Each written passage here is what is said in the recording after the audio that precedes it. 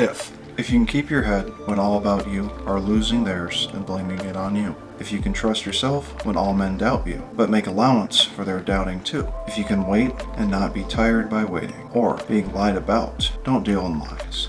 Or being hated, don't give away to hating. And yet, don't look too good nor talk too wise. If you can dream and not make dreams your master. If you can think and not make thoughts your aim. If you can meet with triumph and disaster, and treat those two impostors just the same.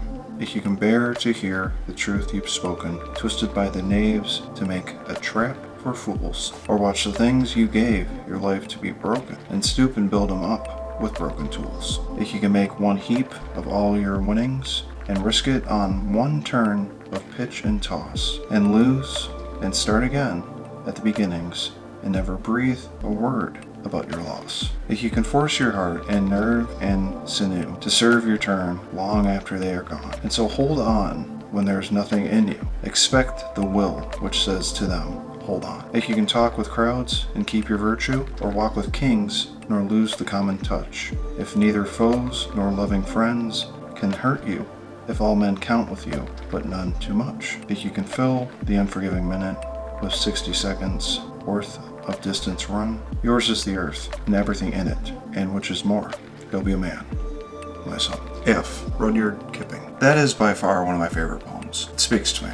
It definitely speaks a lot of volume, especially to men, and it has definitely survived the test of time. That's why it speaks to us. That's why this poem is just so important to us men. It's a main thing for us men to learn from. There's a key thing with those guys that we learn from, and that's wisdom. And this poem just speaks endless amounts of it. Still to this day, I can read that, and I can put myself into very much of a perspective of what truly is going on with me as a man. With wisdom comes figures of wisdom, men who speak the wisdom. And these men who speak wisdom are quite older than all of us. That is where wisdom comes from. Wise sayings that have been lived from people that have taken on the test of time and still speak true and heartedly as of today. So I have a little bit of a challenge for you guys. I'd say it's pretty fun. Take this poem, read it, and just study it a little bit. Understand what it's talking about. Understand how it is broken up into and the meanings behind it all. And then compare. Compare the wisdom from that poem to figures that you look up to, that help you almost get through your day, that help you try to establish stuff that you want in your life.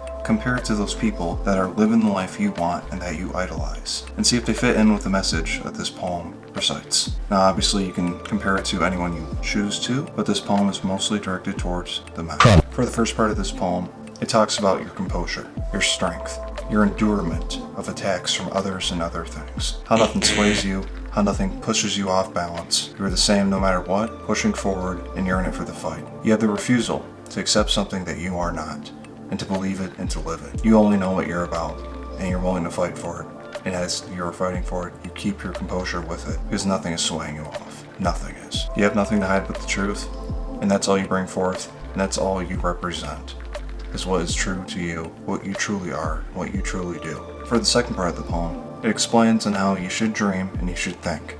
It should be encouraged, but it should not be dependent on. Do not get caught up in your head. Do not let success go to your head to the point where you're flying away like a balloon, and do not let discomfort go to your head to the point where you want to give up. Triumph through life. Accept how it is. If something goes wrong, make it right.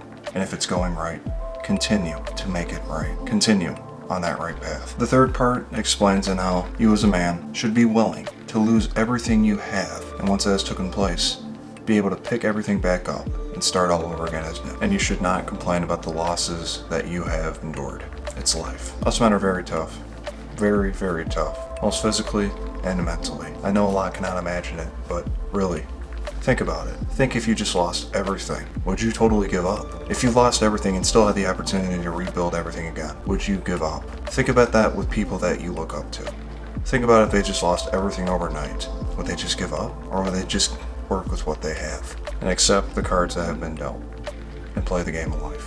And for the last part, stay humble and maximize your time with this life. Accept everything that goes on with this life.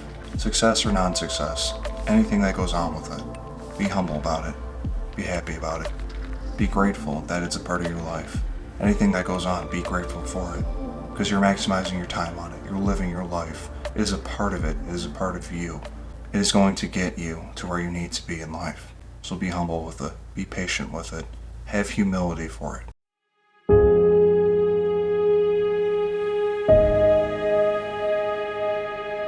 Saint Perigine, patron saint of all forms of cancer.